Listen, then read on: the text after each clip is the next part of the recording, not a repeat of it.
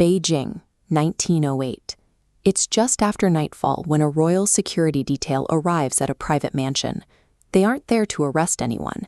They are looking for a 2-year-old boy.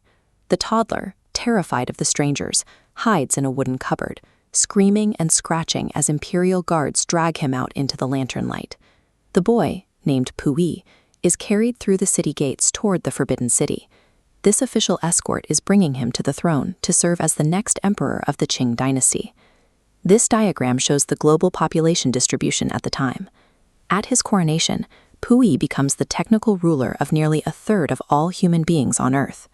For over 2 millennia, the Chinese emperor has operated with virtually limitless authority. On paper, this child is now the most powerful human being alive, regarded by his subjects as a living god. Elevating a toddler to the throne signals the terminal desperation of the imperial court. Behind the rituals of absolute power, the dynasty is struggling to survive its own internal decline. To understand why a toddler was chosen, we have to look at this woman, Empress Dowager Cixi. For nearly 50 years, she maintained ironclad control over the court from the shadows. Her strategy was simple: consistently install underage boys as puppet emperors, ensuring the actual power always stayed with her.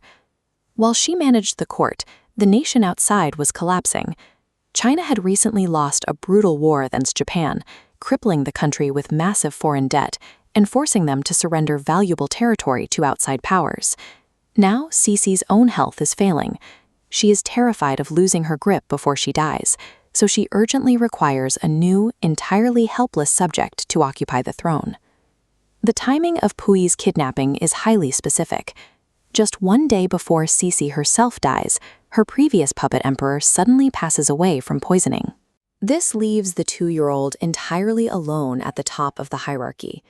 By engineering a government that relies entirely on one aging autocrat and a revolving door of infants, the ruling class inadvertently guaranteed the sudden collapse of their 2.5-century-old dynasty. Little Puyi grows up inside the Forbidden City. He is physically cut off from the rest of the country by massive stone walls and raised entirely in a vacuum where he is worshipped. His daily life is intensely regimented. He is surrounded only by eunuchs, castrated servants who must look at the floor when he passes. During court sessions, his primary duty is to sit quietly and mindlessly apply the imperial seal to complex state documents he can't even read. This total lack of boundaries warps his sense of reality. When he gets bored, he takes pleasure in arbitrary cruelty. He orders his servants to be flogged for minor offenses, or points to dirt on the floor and commands them to eat it. And because he is a god, they kneel down and chew. Outside those palace walls, the situation is unrecognizable. The majority Han Chinese population is utterly exhausted by continuous foreign incursions and centuries of oppressive rule by the Manchu elite. We can see the breaking point on this map. In October 1911, a localized group of soldiers mutiny in the city of Wuchang. Fed up with corrupt leadership, their uprising quickly expands outward, igniting a full-blown rebellion across the country. The empire has no defense left. The imperial army, completely disconnected from its infantile leadership in Beijing, simply flips sides to join the rebels, leaving the dynasty entirely exposed. Because the rulers retreated so deeply into their insulated palaces, the empire falls apart almost overnight without a single major military defense. By February 1912, the Qing dynasty is abolished, and the 6-year-old child is forced to abdicate. The new republic makes a strange compromise. Rather than exiling the former emperor, they allow Puyi to keep his title, his servants, and a massive taxpayer-funded allowance of over $3 million a year to live out a fantasy inside the empty palace. He still sits on the throne and stamps court documents, but now they are meaningless. His decrees are reduced to trivial administrative tasks, like approving tree transplantations or deciding when the eunuchs should change their uniforms. Eventually, the isolation is breached by this man, Reginald Johnston. He arrives as an English teacher, but secretly begins teaching the teenage boy Western history and philosophy, introducing him to a world far beyond traditional Chinese classics. Puyi realizes he is living in a golden cage.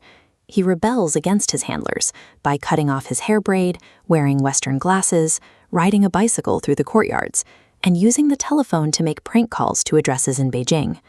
His eventual expulsion by warlords in 1924 simply formalized a decade-long reality. Life inside the Forbidden City had transitioned into pure theater, maintained at the taxpayers' expense, long after the actual empire had vanished. Desperate to reclaim his relevance, Puyi aligns himself with the Japanese after they invade Manchuria in 1931. For 11 years, he serves as their puppet emperor, offering a veneer of legitimacy to their horrific war crimes in the region. When the Soviets capture him in 1945, he is put on trial. Sitting before the International Military Tribunal, Puyi shamelessly lies under oath, blaming the Japanese for everything to save his own life. The Soviets eventually extradite him back to a newly formed China, now under the control of Mao Zedong's Communist Party. The former emperor is thrown into a harsh re-education camp in Fushan. Here, the man who was once a living god undergoes intense psychological remolding. Prison guards find an absurdly incompetent man who doesn't even know how to tie his own shoes or turn off a faucet. Over 9 years, they break him down until he emerges as an obedient, repentant communist. After his release, he lives his final years as an ordinary private citizen, quietly working out his days as a botanical gardener in Beijing. The long collapse of the Qing dynasty proves that absolute power is an illusion. When leadership builds walls too high to see the people they govern, the state rots from the inside out. In the end, there was no mighty empire left to conquer, only a lonely boy